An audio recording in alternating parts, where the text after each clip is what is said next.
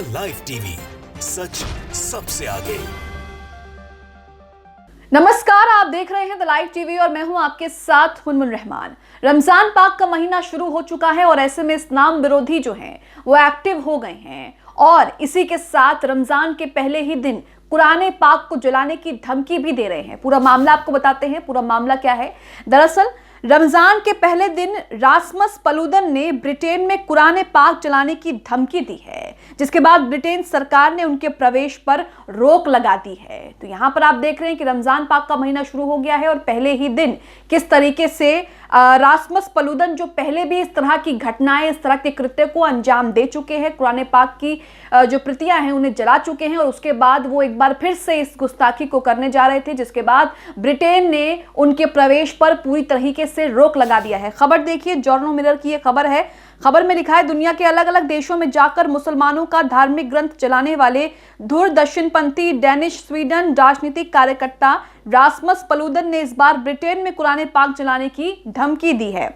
Rasmus पलूदन ने रमजान के पहले महीने में कुरान पाक जलाने की योजना बनाई थी, जिसको देखते हुए ब्रिटेन सरकार ने उसके प्रवेश पर पाबंदी लगा दी है। इस पूरे मामले को लेकर ब्रिटेन के वेकफील्ड लेबर सांसद ने इसका मुद्दा उठाया और अपनी सरकार से और अपनी सुरक्षा जांच एजेंसियों से ये कहा कि किस तरीके से आप इसके प्रवेश पर रोक लगाने के लिए मेरे और मेरे समुदाय को सुनिश्चित करें। उन्होंने एक ट्वीट किया है। ट्वीट देखिए, लिखा है, वेकफील्ड में आने के लिए ध्रुव दक्षिणपंथी चरमपंथी रासमस पलाडन की योजनाओं के बारे में सुनकर मैं वास्तव में चिंतित हूं। मुझे ये जानकर खुशी हुई कि सरकार ने मेरी पुकार सुनी और उन्हें देश में प्रवेश करने से रोक दिया। तो उसके प्रवेश पर पूरी तरीके से ब्रिटेन सरकार ने वहां पर रोक लगा दिया है। इसी के साथ खबर में लिखा है, इस मामले पर ब्रिटेन के वेकफील्ड लेबर सांसद साइमन लाइटवुड ने बीते सोमवार को जिनका हमने आपको ट्वीट दिखाया, उन्होंने बीते सोमवार को संसद में गृह मंत्रालय के सुरक्षा मंत्री टॉम तेगुनत से पूछा कि क्या ब्रिटेन सरकार पलूदान को देश में प्रवेश करने से रोकेगी। लाइटवुड ने हाउस ऑफ कॉमन्स में कहा, दक्षिणपंथी इस्लामोफोबिक डेनिश राजनेता रासमस पलूदान ने कहा कि वो एक सार्वजनिक स्थान पर कुरान को जलाने के एकमात्र उद्देश्य के लिए डेनमार्क से ब्रिटेन आ रहा है। वो खतरनाक साबित हो सकता है, खतरनाक आदमी है जिसे ब्रिटेन में आने की अनुमति नहीं दी जानी चाहिए। क्या गृह सचिव मुझे और मेरे समुदाय को आश्वस्त कर सकते हैं कि सरकार इसे रोकने के लिए कार्रवाई कर रही है?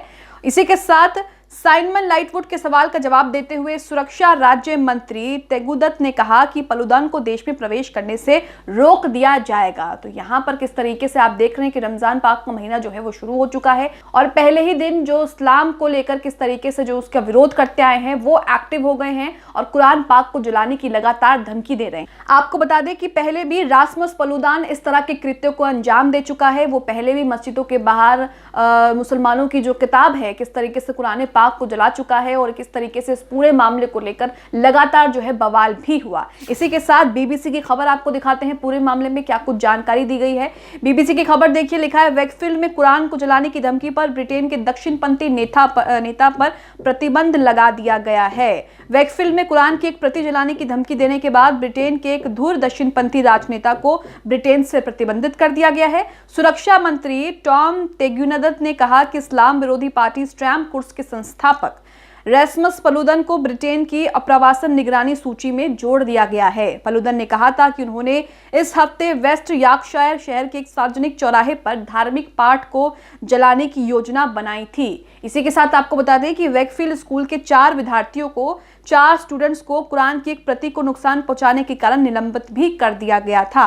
रविवार को ट्विटर पर पोस्ट किए गए एक वीडियो में पलूदन ने कहा कि वो अलोकतांत्रिक ताकतों के खिलाफ लड़ाई करने के लिए शहर की यात्रा करेगा। उसने इसमें यह दावा किया कि वो बुधवार को रमजान की शुरुआत के साथ कुरान को जलाने का इरादा रखता है। बाकायदा एक वीडियो शेयर किया गया सोशल मीडिया पर और उसमें यह सब कहा गया। पलूदन ने पिछले कई विरोधों का आयोजन किया है जिसमें इस्लामी पाठ को जला दिया गया था, जिसमें से कुछ हिंसक प्रति प्रदर्शनों के लिए अग्रणी थे। जनवरी में उसने स्टॉकहोम में तुर्की दूतावास के बाहर कुरान की एक प्रति जलाई थी, जिसके बाद तुर्की जो है वो आग बबूला हो गया था और उसके बाद किस तरीके से स्वीडन को लेकर उसने कार्रवाई भी की थी। इसी के साथ ये विरोध तुर्की और स्वीडन के बीच एक कूटनीतिक विवाद का हिस्सा बन गया। तुर्की ने अब नाटो में शामिल होने के लिए स्वीडन के आवेदन को रोक रखा है। इसी के साथ सुरक्षा मंत्री ने हाउस ऑफ कॉमन्स को अपने हस्तक्षेप के बारे में बताया, जब वेकफील्ड के लेबर सांसद साइमन लाइटवुड ने सोमवार को श्री पलुदन की संभावित यात्रा के बारे में चिंता जताई, जिनका हमने आपको ट्वीट दिखाया।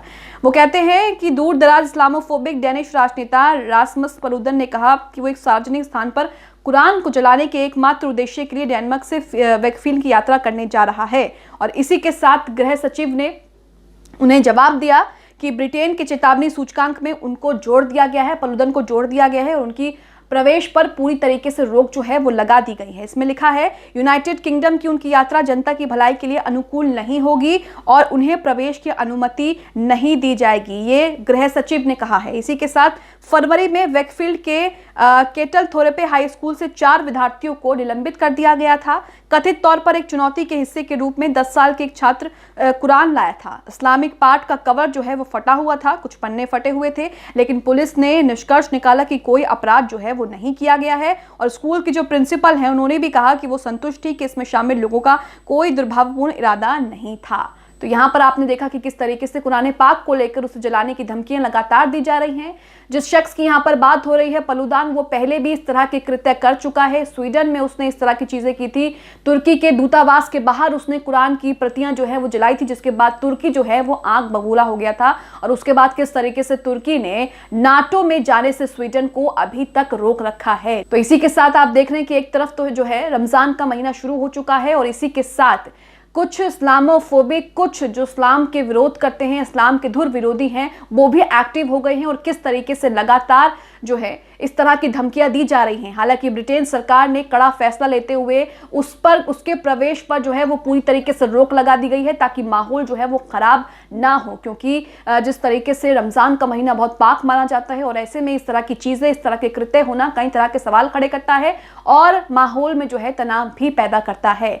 आपको इस शख्स का एक बार इतिहास बता देते हैं कि इसने किस तरीके से स्वीडन में और उसके बाद डेनमार्क के मस्जिद के सामने कुरान की प्रतियां जलाई थी। इसने तुर्की के दूतावास के बाहर भी इस तरह की कृत्य किया था, इस तरह की चीजें की थी, जिसके बाद तुर्की जो है वो आंख बगुला हो गया था। इसी के साथ आप खबर देख रहे हैं अपनी स्क्रीन पर, लिखा है स्वीडन के बाद डेनमार्क में मस्जिद के सामने जलाई गई कुरान, हर जुमे पर पवित्र पुस्तक क्या अपमान की धमकी, मुस्लिम देश हुए आग बबूला। तो इस शख्स की हरकतों को लेकर लगातार जो है वो मुस्लिम देश, इस्लामिक देश जो हैं किस तरीके से कड़ी प्रतिक्रिया जो है वो देते आए हैं, लेकिन उसके बावजूद भी किस तरीके से ये लगातार इस तरह की चीजों को लेकर धमकियां देता है। इस खबर में देखिए लिखा है, हाल ही में स्वीडन में कुरान जलाने की घटना देखने को मिली। अब ऐसी एक घटना डेनमार्क में भी हुई। डेनमार्क की राजधानी कोपेनहेगन में मस्जिद के पास और तुर्की दूतावास के बाहर मुस्लिमों की पवित्र पुस्तक कुरान पाक की प्रति जलाने का मामला सामने आया। इससे पहले भी धुर दक्षिणपंथी नेता रासमुस पालुदान ने 21 जनवरी को स्वीडन में पवित्र पुस्तक की प्रति जलाई थी। इस घटना के बाद से ही तुर्की समेत दुनिया के मुस्लिम देशों ने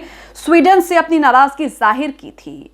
रासमुस पालुदान के पास स्वीडन और डेनमार्क दोनों की ही नागरिकता है, दोनों पड़ोसी देश हैं, इसलिए वहां से आना जाना भी आसानी से हो सकता है। तो ये शख्स दक्षिणपंथी नेता पालुदान, इसका इतिहास आप देख चुके कि किस तरीके से लगातार ये अलग अलग शहरों में जाकर कुरान पाक की प्रतियां जलाने की धमकी देता है और वो इस तरह की चीजें कर भी चुका है।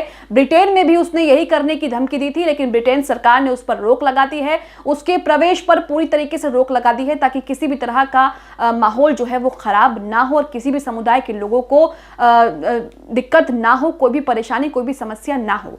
आप इस शख्स की धमकियों को लेकर, पूरी खबर को लेकर क्या सोचते हैं, हमें कमेंट बॉक्स में कमेंट करके जरूर बताएं। द लाइव टीवी, सच सबसे आगे।